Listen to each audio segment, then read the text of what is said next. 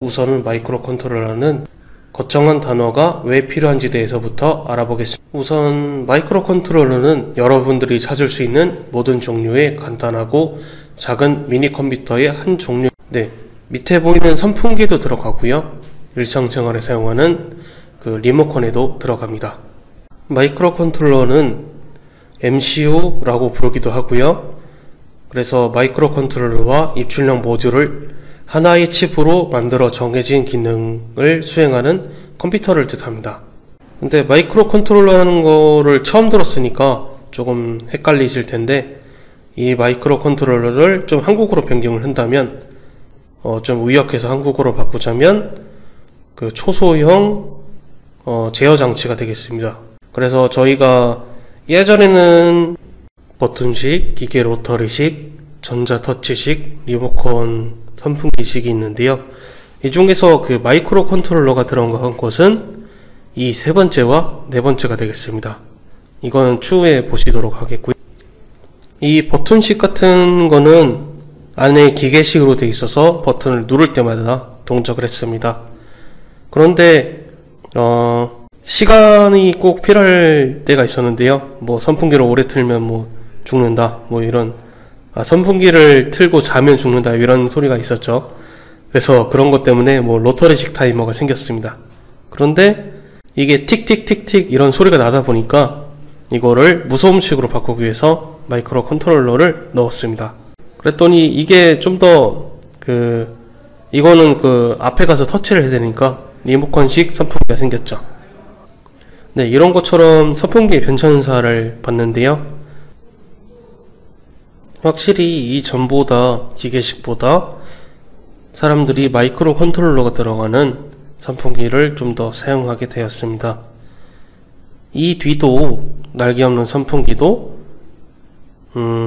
마이크로 컨트롤러가 들어가는데요. 이거는 추후에 좀 더 얘기를 다뤄드리겠고요. 그래서 여러분들이 이 페이지에서 알아가셔야 될 점은 마이크로 컨트롤러와 마이크로 컨트롤러 유닛, MCU가 같은 의미라는 겁니다. 그리고 마이크로 컨트롤러는 한국어로 의역하자면 초소형 제어 장치라는 것입니다. 다음 장으로 넘어가자면, 그 다음에 인베디드 개념에 대해서 알려드리도록 하겠습니다. 인베디드는 인베디드 시스템을 줄여서 하는 말이고요. 내장된 혹은 끼워 넣는 그런 말을 뜻하고 있습니다. 그렇다면 인베디드 시스템이란 전자, 전기적인, 기계적인 시스템 안에 그 시스템을 컨트롤할 수 있는 다른 시스템을 장착하는 것이라고 할 수 있습니다. 이런 식으로 기능 조작부가 들어갔죠. 컨트롤할 수 있는 다른 시스템을 장착해서 인베디드라고 보실 수 있겠습니다. 이 안쪽에는 마이크로 컨트롤러가 있겠고요. 그리고 이 조작부에 따라서 시간을 조절할 수 있다든지 이 전동기의 강약을 조절할 수 있겠죠. 그리고 여기 있는 무슨 서버 모터에 의해서 회전들을 선택할 수 있겠고요. 이러한 인베디드 시스템이 일상생활에 얼마나 많을까요? 전자식 알림 시계로 알람을 끄면서 전자레인지를 이용해서 토스트를 구워서 냉장고나 정수기 음료를 같이 마시고, 전동 칫솔로 이를 닦고 옷을 입으며 태블릿 PC나 핸드폰을 보면서 자동차나 대중교통을 이용해서 출근할 때까지 너무나도 많은 곳에서 인베디드 시스템을 접하게 되네요. 그럼 왜 마이크로 컨트롤러가 장착한 제품을 만들까요? 사람들이 편하게, 그리고 또는 안전하게 사용하는 제품을 만들기 위해서 할 수 있는데요. 편하게는 리모컨이나 아니면 타이머나 아니면 원격 조정하는 거나 그런 거가 되겠고요. 안전하게는 온도 조절이 가능한, 온도 조절을 간단하게 프로그램으로 가능하다던가, 아니면 원격으로 업데이트를 할 수 있다던가, 아니면 쓰러지거나 부딪히는 정지되는 거나, 그런 것을 간단하게 만들 수 있기 때문이겠죠. 기계식으로 만든다고 했으면 전체 다를 바꿔야겠지만 마이크로 컨트롤러가 들어가면 간단하게 바꿀 수 있겠죠. 우선은 정리를 해봤는데 조금 헷갈리실 것 같아서 확인 말씀을 드리겠습니다. 일단 이 그림을 보시면 이 동그라미 안에는 마이크로 프로세서, 제어부 연산부 레지스터가 있고요. 그리고 마이크로 컨트롤러는 이 세모가 되겠죠. 이 동그라미 안에 있는 마이크로 프로세서, 주기억 장치, 보조기억 장치를 뜻하고요. 그리고 이 네모는 마이크로 컴퓨터라고 나와 있는데 입력 장치, 출력 장치, 마이크로 컨트롤러라고 나와 있습니다. 마이크로 프로세서는 아까 말씀드렸다시피 초소형이나 매우 작은 그렇게 보시면 되겠고요. 프로세서는 처리기를 뜻하겠습니다. 그래서 크기가 매우 작고 뛰어난 계산 능력을 가진 장치로 아시면 되겠고요. IC 집적 기술, 컴퓨터 구조 기술, 시스템 프로그래밍 기술을 복합적으로 다뤄가지고 단일 칩으로 집적한 반도체 소자라고 보시면 되겠습니다. 그 다음으로 마이크로 컨트롤러는 초소형 마이크로 컨트롤러, 제어 장치 이런 게 섞인 말로서 초소형 제어 장치로 보시면 되겠고요. 근데 여러분들은 마이크로 컨트롤러라고 꼭 기억을 하셔야겠습니다. 마이크로 프로세서의 연산 처리 기능에 제어 기능을 추가한 것으로 보시면 되겠고요. 프로그램을 실행하면서 장치를 효과적으로 제어하기 목적으로 내부 구조를 최적화한 것입니다. 그래서 저희가 여기 주기억 장치에 프로그램을 집어넣으면 이걸 연산부나 레지스터에서 읽겠죠. 레지스터에서 읽고 제어나 연산이 일어나서 처리를 하겠습니다. 이거는 주기억 장치나 보조기억 장치가 추가되었지만 마이크로 컨트롤러라고, 그러니까 제어 장치라고 보시면 되겠습니다. 이 마이크로 컨트롤러는 값싼 장난감부터 산업용 장치까지 넓은 범주의 대상이 되겠고요. 마이크로 컨트롤러는 저희가 배울 아트메가 328이 되겠고요. 외부 디지털 전압에 대한 입출력 기능, 메모리 기능, 타이머 기능, 입력 신호 캡처 기능, AD 컨버터 같은 변환 기능, 통신 기능, 그런 것들이 들어있겠습니다. 그리고 이거는 보통 안 되어 있긴 한데, 만약에 이거를 이용해서 구축을 하게 된다면, 저희가 컴퓨터를 사용할 때 입력 장치와 출력 장치를 사용하잖아요. 예를 들어서 키보드 마우스로 입력 장치를 사용하고 출력 장치로 모니터를 사용하겠죠. 그런 것처럼 이거는 컴퓨터로 보시면 되겠습니다. 컴퓨터랑 똑같은 거냐 이렇게, 컴퓨터는 CPU라고 해서 연산만 하는 녀석이 따로 있습니다. 근데 마이크로 컴퓨터 같은 경우는 이 모든 컴퓨터에 있는 모든 것들 있죠.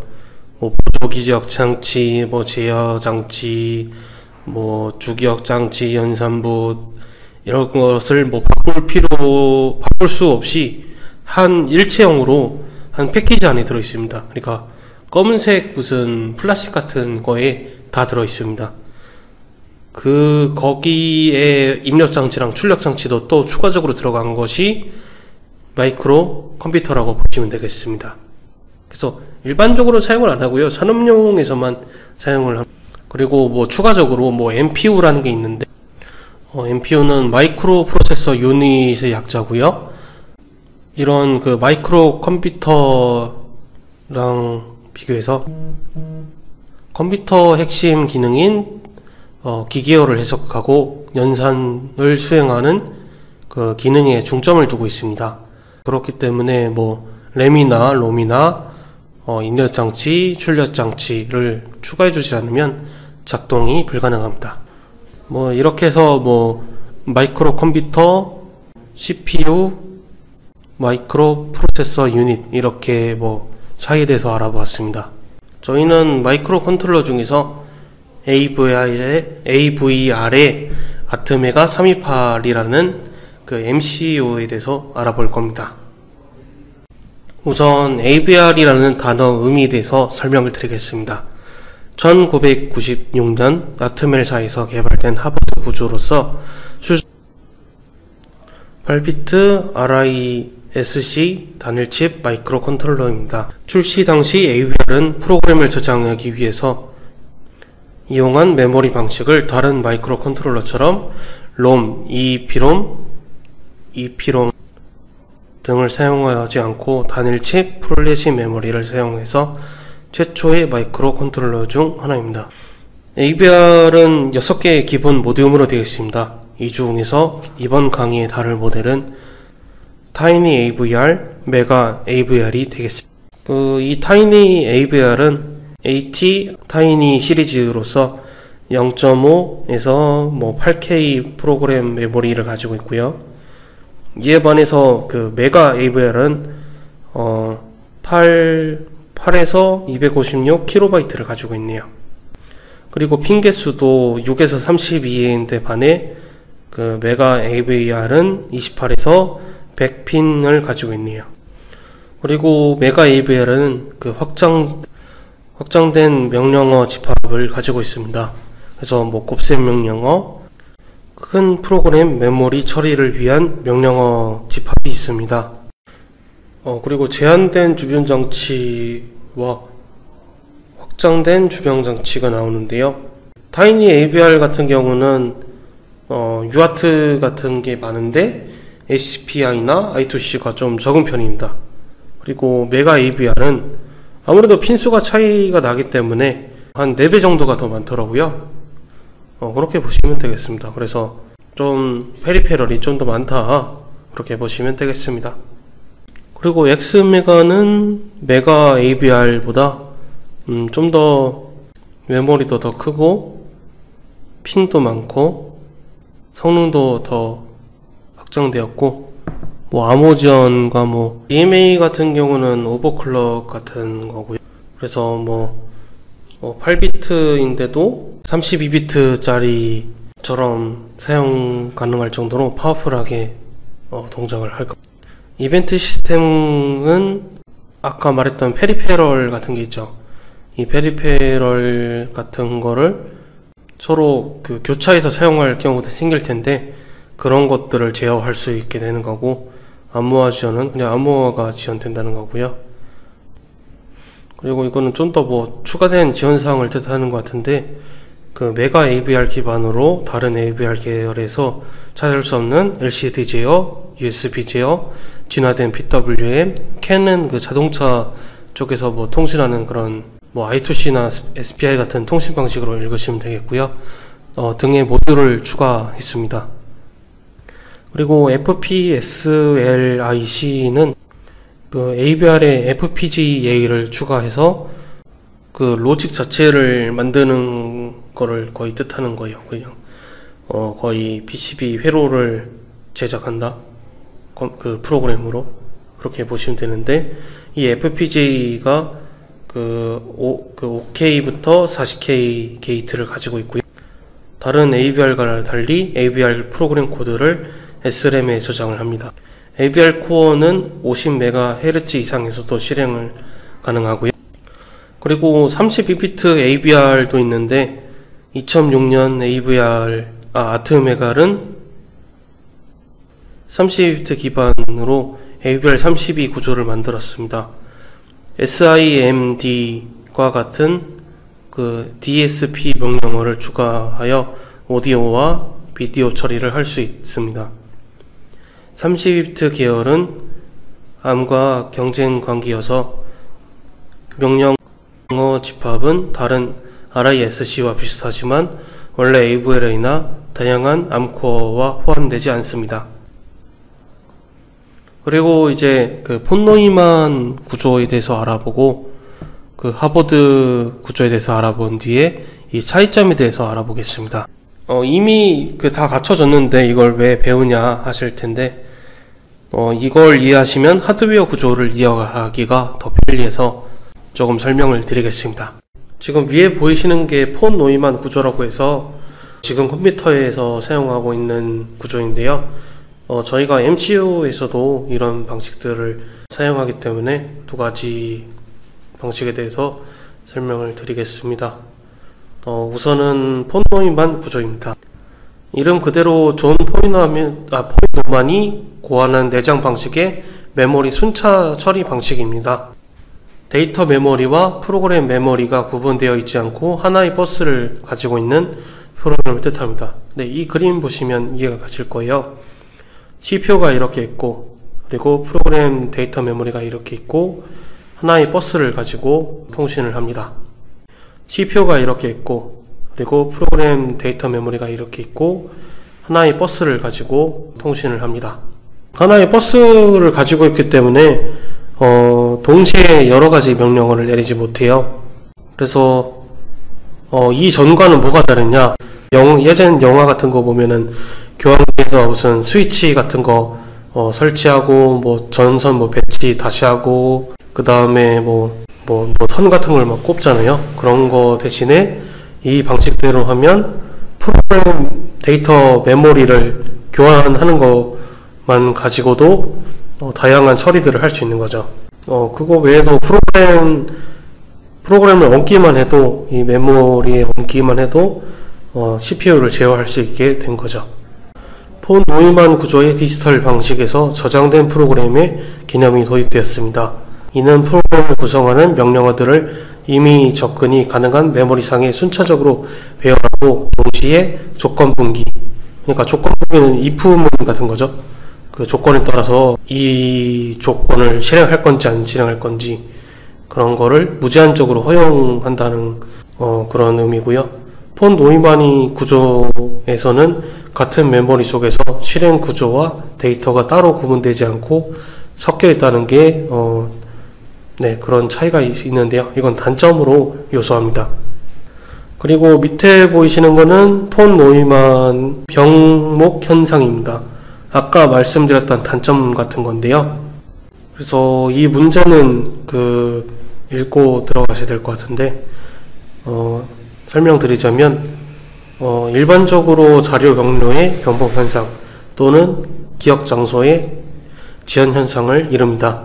이는 나열된 명령을 순차적으로 수행하고, 그 명령은 일정한 기억 장소의 값을 변경하는 작업으로 구성되는 폰 노이만 구조에서 기인합니다.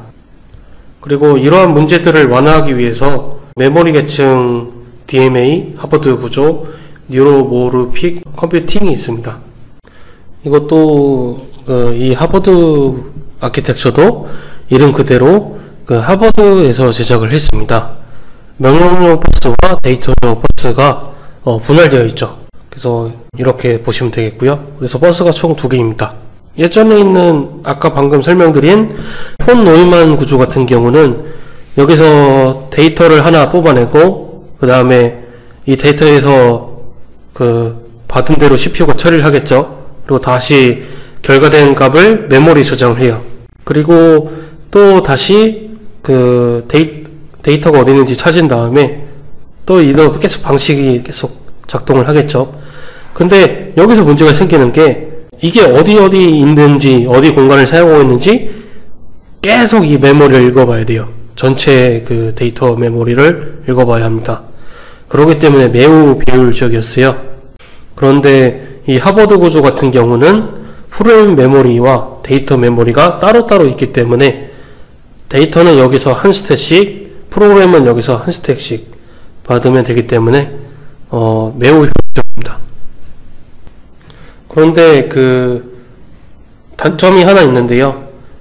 처리 속도를 높이려면 더 많은 전기 회로가 필요하다고 합니다. 수정된 하버드 구조를 사용을 하는데요. 데이터를 받고 보내는데 조금 부담이 있었습니다. 그래서 중간에 캐시 메모리를 더 가지고 보통 명령용이나 데이터용 그런 것들은 캐시 메모리로 분할을 시켰고요. 그리고 만약에 데이터를 잃거나 그런 오류가 났을 때는 주 메모리로부터 데이터를 가져오거나 저장을 했습니다. 현재 사용하고 있는 에이블의 칩은 이게 효율적이어서 이걸 사용을 하고요. 그리고 시스크와 리스크에 대해서 설명을 드리겠습니다. 우선 이렇게 설명드리면 좀 어려울 수가 있으니까 코드부터 확인을 해보도록 하겠습니다. 시스크로 짜면 이렇고요. 여기 있는 거를 코드로 나타내는 건데요. 그래서 A 더하기 B, A와 B를 더한 다음에 C와 D를 더하고 둘이 곱한 것을 X에다 집어넣습니다. 그거를 시스크 코드로도 만들어 보고 리스크 코드로도 만든 것을 보시자면, 우선 이게 코드고요. 좌측에 있는 게 코드고 옆에 있는 건 주석이라고 보시면 되겠습니다. 맨 처음에 add r1 a b를 칩니다. 이러면 메모리에 있는 a를 꺼내고 메모리에 있는 b를 꺼낸 다음에 둘이 더해서 r1에다 집어넣습니다. 그래서 이게 끝난 거고요. 그 다음은 cd를 더해서 r2라는 변수에다가 집어넣어야겠죠. 그래서 이도 마찬가지로 add r2, c, d를 쳐서 메모리 c와 메모리 d를 더한 다음에 r2에 집어넣습니다. 그 다음에 mul x, r1, r2로 둘을 곱해가지고 메모리 x에다가 집어넣습니다. 그런데 리스크는 딱 봐도 엄청 길죠. 이거 같은 경우는 값을 하나하나 불러오고요. 그래서 총 4개를 불러오죠. A, B, C, D. 메모리에 있는 거를 R1 뭐 이런 식으로 각 변수에다 집어넣습니다. 그리고 하는 건 동일하네요. R1, R2를 더해서 R1에 집어넣습니다. R1, R2를 더해서 R1에 집어넣습니다. 이것도 마찬가지고요. R3, R4를 더해서 R3에 집어넣습니다. 그 다음 곱하는 것도 동일하네요.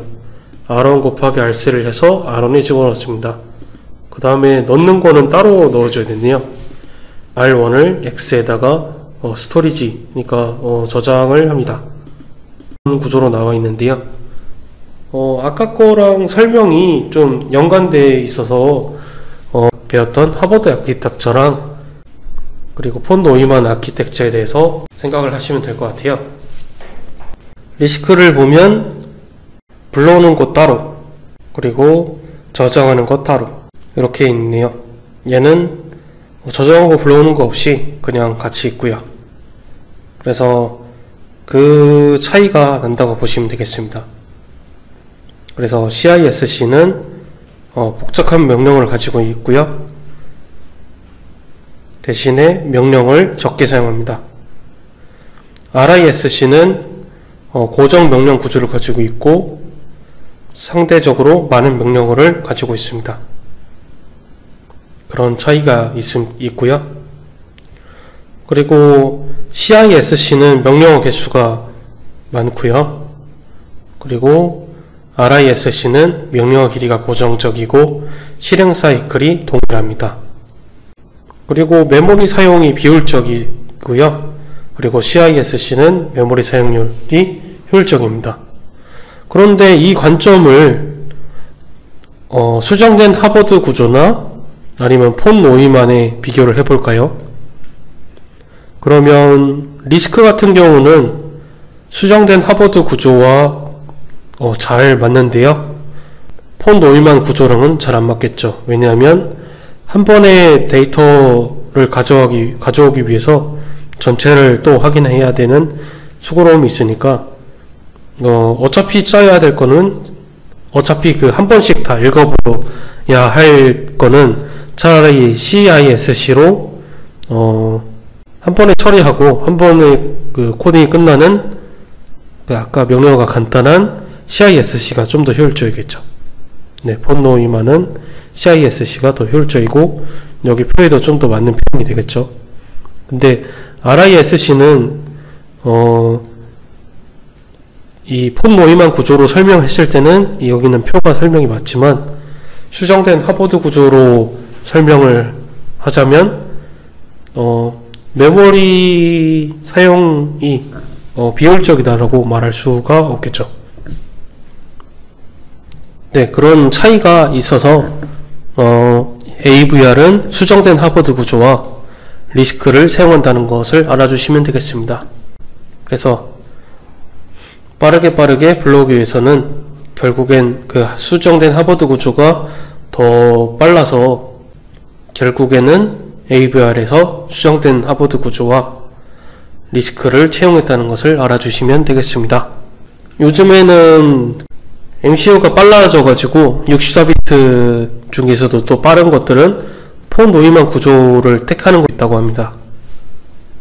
그래서 무조건 이게 정답이다 라고 말할 수는 없고 각 차이점에 대해서 효율적이고 비효율적인 것을 아시면 되겠습니다.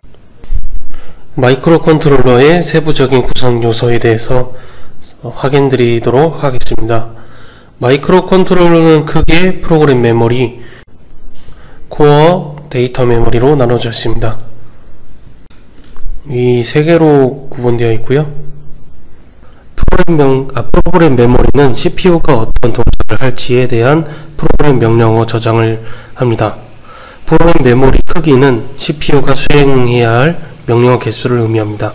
해야 할 동작이 복잡하거나 명령어를 많이 써야 한다면 프로그램의 크기가 큰 마이크로 컨트롤러를 선택해야 합니다. 코어인 CPU는 프로그램 메모리에서 명령어를 가져와서 명령어를 수행합니다. 명령어 수행 후 만들어진 임시 데이터는 SRAM에 저장을 합니다. 사람에 비교하면 두뇌와 같은 역할을 하고요. 코어 옆에 연결된 오실레이터는 코어가 작동하기 위해서 엔진 같은 역할을 합니다. 오실레이터는 흔히 클럭이라고 하고요. 클럭 조포수에 따라 코어 CPU를 얼마나 빠르게 동작할 수 있는지 결정을 할 수 있습니다. 데이터 메모리입니다. 데이터 메모리는 SRAM을 사용을 하고요. 데이터 메모리는 명령어가 수행된 후 결과 값을 저장하는 데 사용을 합니다. 예를 들어서 템프는 3 더하기 5라는 명령어가 실행되어서 필요한 결과가 만들어지면 그 결과 값은 SRAM에 저장되게 됩니다. 그래서 여러분들이 아두이노가 좀 익숙하실 테니까 아두이노로 말씀을 드리자면, 프로그램을 저장할 때는 플래시 메모리에 저장이 됩니다. 이 프로그램 메모리에 저장이 되고요. 그 다음에 저희가 데이터를 사용한 후에 뭔가 처리된 결과값이 나온다던가 아니면 변수가 생긴다던가 하면 이 SRAM에 저장이 됩니다. 그리고 저희가 볼라타일이라는 아두이노 변수에 대한 무슨 전기를 드린다고 하면 이 SRAM에 저장이 됩니다. 그래서 이걸 잘 사용하셔야지 데이터 관리를 좀 더 잘 하실 수 있겠습니다. 그리고 여기 데이터 메모리에 대해서 좀 더 설명을 드리자면, 주변 장치, 그러니까 페리페럴이라고 부르는 GPIO, ADC 타이머, EEPROM, SPI, I2C, UART 등등 CPU와 SRAM 사이에 연결된 데이터 버스들이 있습니다. 여기 있는 하나, 둘, 셋, 넷, 다, 여, 일곱, 여덟 8개의 데이터 버스가 있고요. 그래서 이 8비트로 구성된 8비트 마이크로 컨트롤러라고 부르거든요. 이 버스 수에 따라서. 그래서 이걸 공봉으로도 이용이 가능합니다. 근데 다른 걸 쓰고 있을 때는 이 버스를 사용할 수가 없고요. 한 번에 그냥 처리되는 데이터가 8비트인 것만 그냥 이해를 하시면 되겠습니다. 이 버스 수에 따라서 8비트, 16비트, 32비트 이렇게 구분을 하고요. 그리고 이제 SRAM, 비발성 메모리 그렇게 설명을 드리겠습니다. 그래서 저희가 여기에는 어떤 프로그램이 들어가고 여기는 어떤 데이터가 들어가는지 설명을 드렸습니다. 그리고 버스는 어떤 차이가 있는지에 대해서 설명을 드렸고요. 우선적으로 여기 있는 SRAM에 대해서 설명을 드리자면, SRAM은 여기 보시면 볼라테일이라고 써져 있죠. 볼라테일을 검색해보면 휘발성 메모리입니다. 그리고 플래시 메모리 같은 경우는 논 볼라타일이라고 해가지고 비휘발성 메모리이고요. 그래서 저희가 아두이노를 껐다 키면 플래시 메모리 저장되어 있는 데이터들은 말짱한데 데이터 메모리인 SRAM 같은 경우는 초과가 됩니다. 여기 안에 제가 변수나 숫자, 문자 이런 데이터들이 있다고 말씀을 드렸었죠. 그래서 이런 것들이 사라진다라고 이해를 하시면 되겠고요. 플래시 메모리는 저희가 주로 사용하는 SD카드, SSD카드, 하드디스크, CD, DVD 같은 거로 보시면 되겠고요. 이 마이크로 컨트롤러에 있는 플래시 메모리는 수백 바이트부터 수 메가바이트까지 다양하게 있습니다. 그래서 여러분들이 프로그램을 업로드 하실 때 대부분 이 큰 공간을 그냥 데이터만 넣는 용도로만 사용을 하는데, 저희가 코딩을 돌리기 시작하면 이 SRAM에 쌓이는데 이 공간이 얼마 되지가 않습니다. 이 SRAM과 롬 차이가 어마어마하게 크다는 걸 보실 수 있는데요. 램 같은 경우는 128바이트 밖에 안 되는데 롬 같은 경우는 4K바이트나 됩니다. K는 그 1000을 뜻하는데요. 그래서 얘는 4000바이트, 얘는 128바이트. 그래서 여러분들이 코딩 하실 때 이 조그만한 SRAM에서 돌리시는 게 아니라 용량이 많이 드는데 적게 그 호출을 하는 것들은 플래시 메모리나 다른 EEP롬에 저장을 하시는 것을 추천드립니다. 그리고 마이크로 컨트롤러의 핀수가 적거나 기능이 적을수록 프로그램 메모리 크기가 작고요. 마이크로 컨트롤러의 핀수가 크고 기능이 많을수록 프로그램 메모리 크기가 크다는 직관적인 차이가 있습니다.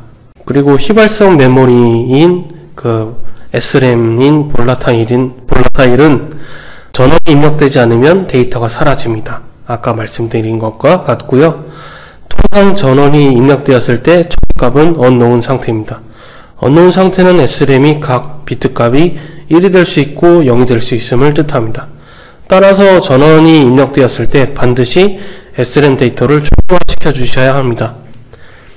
일반적으로 마이크로 컨트롤러의 핀수가 적거나 기능이 많을수록 데이터 메모리가 작고, 마이크로 컨트롤러의 핀수가 크고 기능이 많을수록 데이터 메모리 크기가 커지게 됩니다. 이것도 아까와 같이 직관적이고요.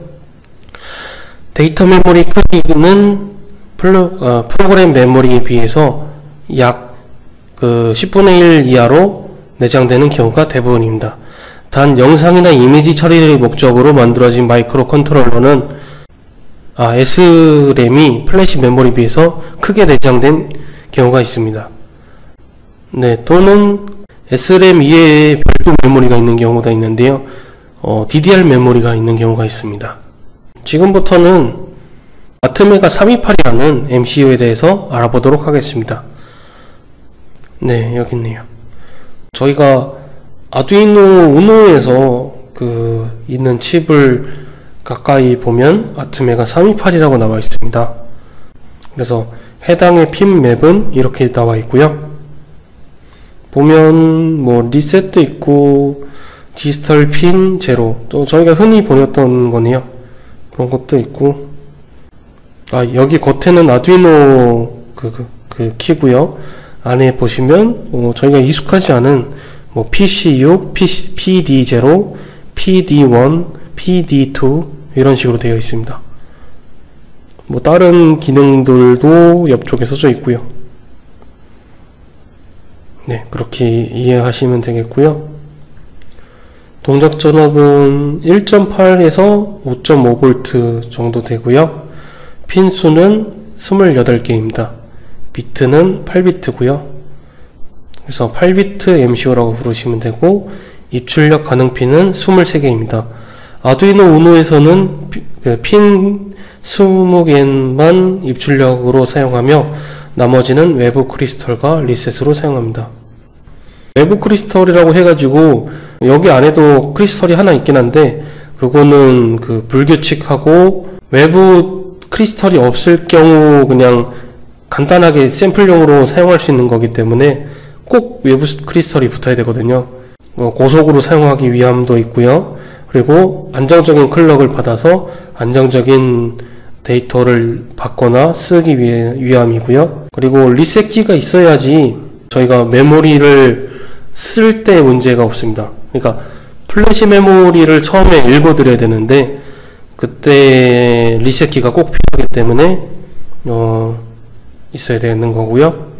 그리고 플래시 메모리는 32KB, SRAM은 2KB, EEPROM은 1KB가 있습니다. 메모리 크기에 대해서 잘 아셔야 되는데요. 저희가 어떤 프로그램을 짰는데 33KB다. 예를 들어서 1KB가 넘었어요. 그러면 들어가진 않을 겁니다. 메모리가 부족합니다라고 들어가진 않을 텐데, 저희가 프로그램은 10KB 밖에 안 되는데, SRAM에서 처리할 용량이 30KB 짜리예요. 그러면 저희가 2KB가 넘는 시점에서 계속해서 리셋 증상이 생길 겁니다. 그래서 저희는 이 SRAM 크기를 잘 알고 있어야 됩니다. 그리고 EEPROM은 별로 잘 사용하지 않다고 제가 들어가지고, 그리고 동작 주파수는 0에서 20MHz입니다. 여러분들이 사용할 크리스털을 구매하셔가지고 달아주시면 되겠고요. ADC 채널은 6개고요. ADC 같은 경우는 아날로그를 디지털로 컨버터하는 그 채널 수입니다. 그게 6개고요. 해상도는 10비트입니다. PWM 채널은 6개입니다. PWM은 펄스 위드스 모듈레이션의 약자고요. 저희가 5V 전압을 사용을 하는데, 그 5V 전압으로 다른 이 5V 전압의 간격을 정할 수가 있어요. 5하고 0V의 간격으로 비율을 1대1로 나눠요. 그러면 중간인 2.5V가 출력되는 것을 보실 수가 있는데요. 이것도 그 후반 강의 때 자세하게 설명을 드리겠습니다. 그리고 여러분들이 하나 아시면 좋은 게, 이 핀수 때문에 여러분들이 뭔가 간단하게 제어하고 싶은 것들을 제어할 수 없는 경우가 생길 때가 있고요. 그리고 여러분들이 사용할 수 있는 핀에다 핀을 집어넣는데, 그 핀이 알고 봤더니 플래시 핀이라던가 아니면 리셋 핀이라던가 그런 문제가 생길 수도 있기 때문에 충분한 테스트를 한 후에 여러분들이 사용을 하시는 것을 추천드립니다. 제가 방금 아트메가 328이라고 말씀을 드렸는데, 정확하게 보시면 아트메가 328 P-PU라고 써져 있습니다. 아트메가 328 다음에 붙은 거는 피코 파워의 약자로서 대기 모드에서 소비 전력을 줄인 328보다 개선된 버전입니다. 두 번째 그 -PU는, 거기서 P는 PDIP를 뜻하고요. 플라스틱 듀얼 인 라인 패키지 형태의 약자를 뜻하고요. U는 친환경적인 무연이라는 뜻을 뜻합니다. 여기 보시면 무슨 버튼도 있고 ISP라는 것도 있고요. 그리고 여기 보시는 클럭도 있고, 클럭을 보조해주는 2개의 콘덴서가 있습니다. 그래서 여러분들이 앞으로 회로를 꾸미실 때 이런 식으로 꾸미게 되겠고요. PCB로 만든다고 하면 이렇게 만들어 보실 수가 있겠습니다. 이를 이용한 키트도 판매를 하고요. 아니면 이 회로가 공개가 된 것들이 많이 있으니까 그걸로 PCB를 떠보셔도 괜찮을 것 같고요. 한샘 디지텍이나 ICvenQ나 아니면 JCL PCB였던가 중국 업체에 맡겨서서 보드 개당 500원짜리 그렇게 뜰 수도 있고, 한샘 디지텍 같은 경우는 몇천원 단위에 뜨실 수도 있을 테고, 그런 식으로 만들어 보실 수도 있겠습니다. 그리고 아두이노 우노 사양에 대해서 설명을 드리겠습니다. 마이크로 컨트롤러는 아트메가 328P고요. 오퍼레이팅 볼테이지, 그러니까 상용 전압 그런 거죠. 그래서 5V고 인풋 볼테이지는 7에서 12V입니다. 인풋 볼테이지는 6에서 20V고요. 디지털 인풋 아웃풋 핀은 14V입니다. 아두이노에다가 이걸 꽂고 인풋 볼테이지를 꽂고 5V를 연결하고, 아두이노는 여기다가 5V 넣어도 잘 동작되는데 왜 9V짜리 건전지를 꼽으라 그러냐, 망가지는 거 아니냐 라고 하시는 분이 가끔씩 계시는데, 여기는 그 레귤레이터가 있어요. 이 레귤레이터가 7에서 12V 용으로 나온 건데요. 중국 버전은 이게 다를 경우 다른 전압을 사용할 수가 있습니다. 뭐 LDO를 사용할 경우에는 뭐 5.5V나 뭐 6V가 들어갈 수도 있는 거고요. 여튼 제가 하고 싶은 말은 여기에 그 적은 전압을 집어넣으면 이 회로가 OPMP로 이루어진 회로인데요. 그래서 전압을 뭐 증폭시킨다던가 줄인다던가 그런 역할을 맡고 있습니다. 그래서 이 회로가 여러 번 작동을 해요. 적은 전압을 집어넣었으니까 그 전압이 나올 때까지 여러 번 회로를 동작시킵니다. 계속 피드백이 이루어지고요. 그 결과 회로가 과부하됨으로써 열이 심해집니다. 전압은 잘 나오겠지만 전류가 되게 약하고 끊이는 증상도 생길 테고 쉽게 레귤레이터가 망가질 겁니다. 그렇기 때문에 레귤레이터를 사용하실 때는 한 번씩 실험을 해보시면서 이때는 이렇구나 저때는 저렇구나 한번 알아보시는 것을 추천드리고요. 그렇기 때문에 여기서 6에서 20V라는 게 지정되어 있죠. 최소한 6V를 넣어야지 망가지지 않고요. 최대한 20V 이하로 해야지 망가지지 않습니다. 되도록이면 이쪽 안에 해주시고요. 여기 있는 거는 되게 버거워할 겁니다. 그리고 각 핀의 개수는 이렇게 됩니다. 디지털 인풋 아웃 핀, PWM 핀, 아날로그 핀, DC 커런트 인풋 아웃 핀, DC 커런트 볼 3.3V 핀이 있고요. 그래서 뭐 PWM은 6개, 아날로그 인풋은 6개. 아까랑 동일하네요. 20mA가 나오고요. 전류죠. 오메 버칙 뭐 그런 거 비슷하게 따라가지고 그 전압이 낮아지면 전류가 높아질 수밖에 없어요. 그래서 3.3V를 사용할 경우 50mA가 나옵니다. 그래서 대부분의 그 통신이 들어가는 것들은 3.3V를 많이 사용을 합니다.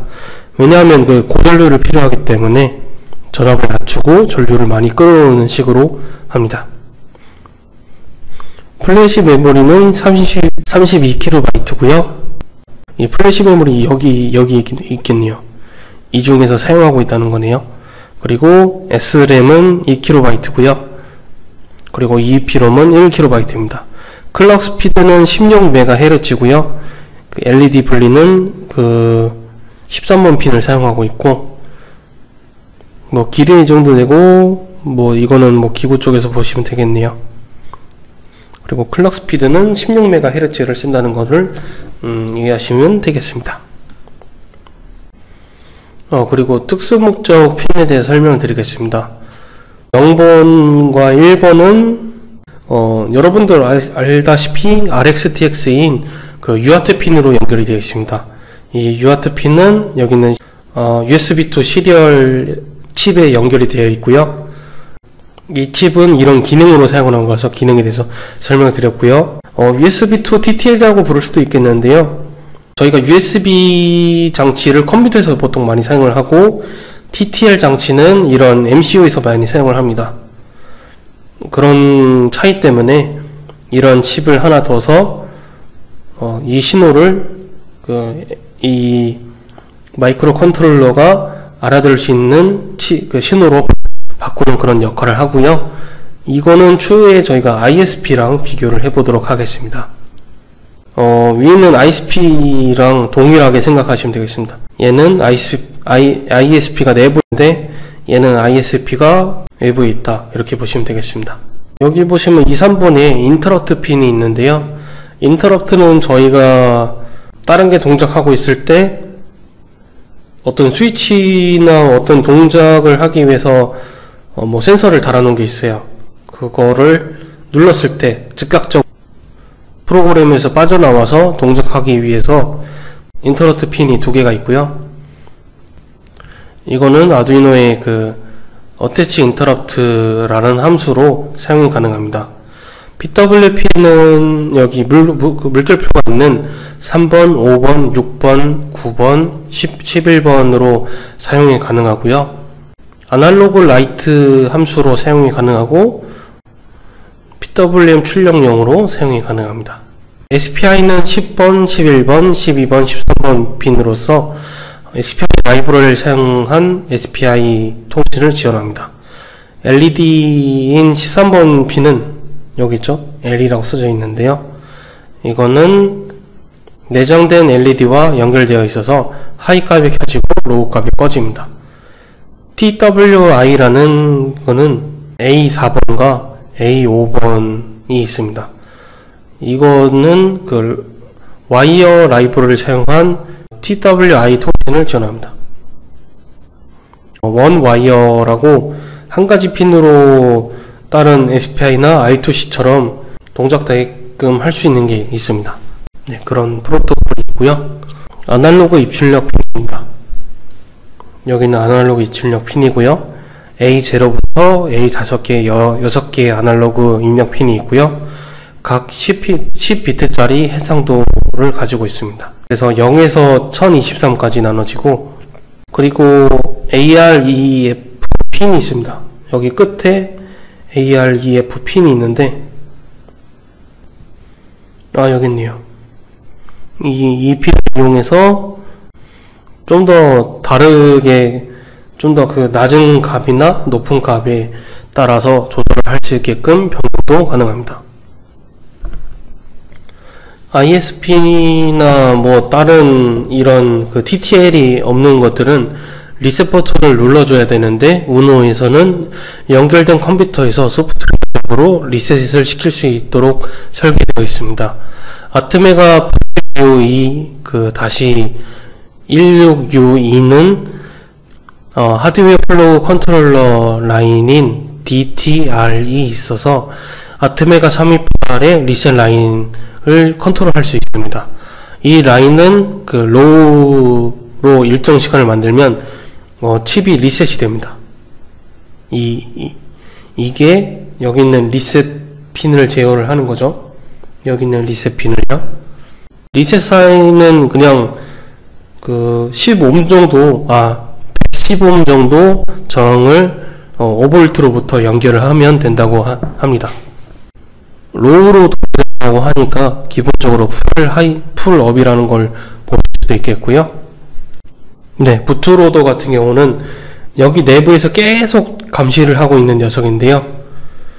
저희가 USB를 통해서 USB to TTL에다가 신호를 보내면 이거는 주기적으로 계속 이 버퍼가 들어오냐 안 들어오냐 감시하고 있습니다.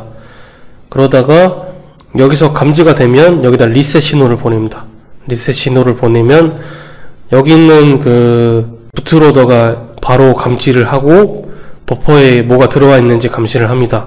그래서 0번 1번인 UART 쪽에 그 감지가 되면 그 프로그램 업로드를 하기 전에 그거는 여기를 보시는 게 더 편하겠네요. 리셋이 발생되면 아두이노 그 칩에서, 그 중에서 아트메가 328 그 P-PO 칩에서 새로운 코드가 업로드 되기를 기다리고 있습니까? 라고 이런 뭐 조건이 있다고 합니다. 거기서 뭐 버퍼에서 그 새로운 코드가 떴는지 안 떴는지 감지를 합니다. 떴으면 기존 코드를 삭제하고 새로운 코드를 업로딩합니다. 만약에 아니면 그 타이머가 1초를 경과했는지 안 했는지를 따져서 계속 이 루프를 타겠고요. 만약에 아니라고 하면, 만약에 맞다고 하면 타이머 리셋 후에 1초 경과 후에 업로드가 되어 있는 코드로 이제 실행을 바로 합니다. 이쪽에서 리셋이 한번 나오긴 하는데, 그렇게 되겠고요. 이 부트로더는 한마디로 정의하자면, 부팅을 위한 프로그램으로, 운영체제를 불러오기 위한 프로그램으로 그냥 보시면 되겠습니다. 그래서, 일단 컴퓨터의 의미로서는, 바이오스에서 부트로더를 통해서, 커널이 연결이 되고요. 이 커널에서 운영체제가 업로드가 됩니다. 아두이노에서는 이렇게 되겠네요. 아두이노 업로드를 하면 USB to 마이크로 B로 연결이 되어 있어요. 그래서 이쪽으로 USB 드라이버로 받고요. 그리고 TTL이라는 로직을 통해서 USB에서 UART로 변환이 됩니다. 그래서 여기는 일반 선이 되겠죠. 일반 선으로 연결되고, 이 부트로드를 통해서 유저트에서 버퍼가 들어오는지 파악을 해서 바로 플래시에서 리셋이 일어난다던가 업로드가 된다던가 그렇게 처리를 할 수 있다는 것을 알게 되었습니다. 문의사항은 여기다 집어넣어 주시면 되겠습니다.